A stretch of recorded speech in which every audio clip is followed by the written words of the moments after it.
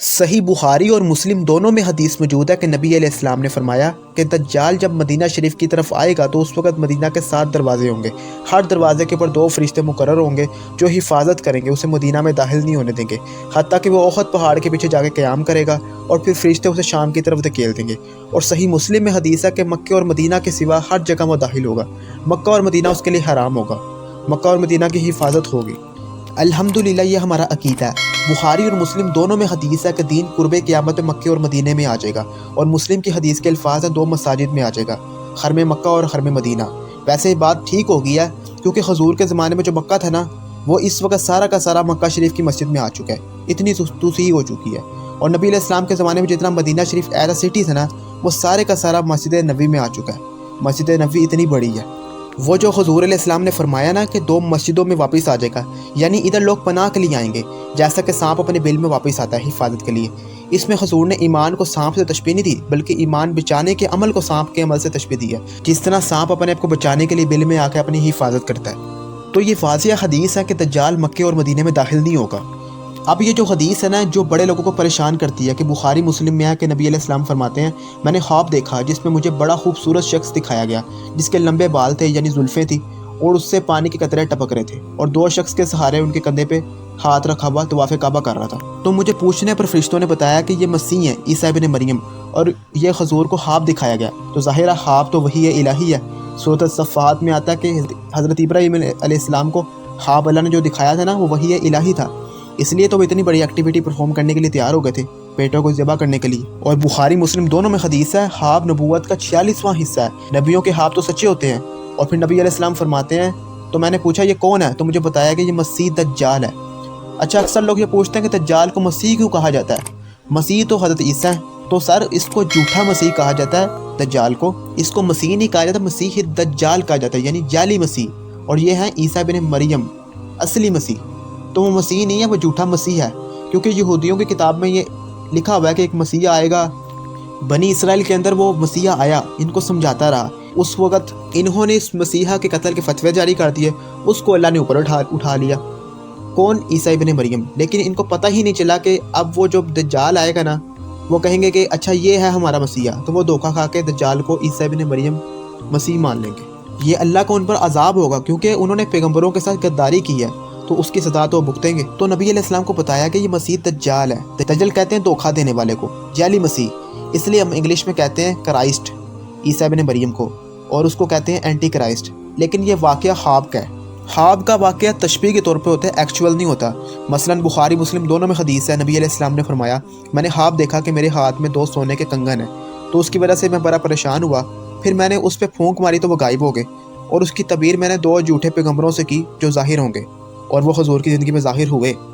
Number 1 مسیلمہ کذاب، اور دوسرا اسود، جو 2 حضور کی زندگی میں ظاہر ہوئے۔ اب حضور نے کبھی سونے کے کنگن پہنے ہیں اپنی زندگی میں، یا اس خواب کے بعد کبھی پہنے ہوں؟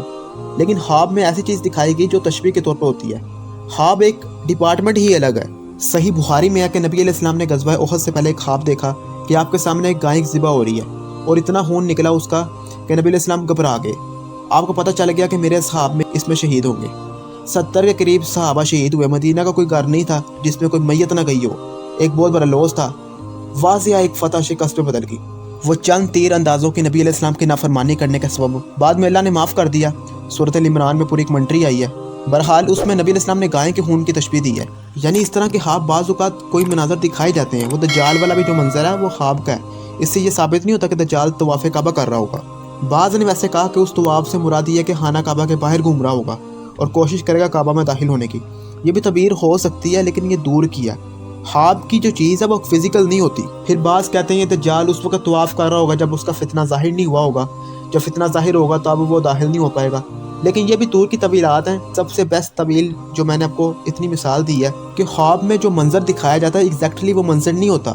تو حضور علیہ السلام کو پہچان کروائی گئی ہے کہ یہ جھوٹا مسیح ہے اس شکل کا، اور یہ سچا مسیح ہے اس شکل کا، اور دونوں ایک ہی اینگل میں دکھایا گیا ہے۔ وہ بھی 2 بندوں کے سہارے طواف کر رہے ہیں، اور یہ بھی 2 بندوں کے کندھے پہ ہاتھ رکھ کے ایگزیکٹ اسی سین میں آپ کو یہ 2 چیزیں دکھائی گئی ہیں۔ لہٰذا جو بعض لوگ کہتے ہیں نا، سمجھتے ہیں کہ حدیث میں تضاد ہے، تو بھائیو حدیث میں تضاد موجود نہیں ہے۔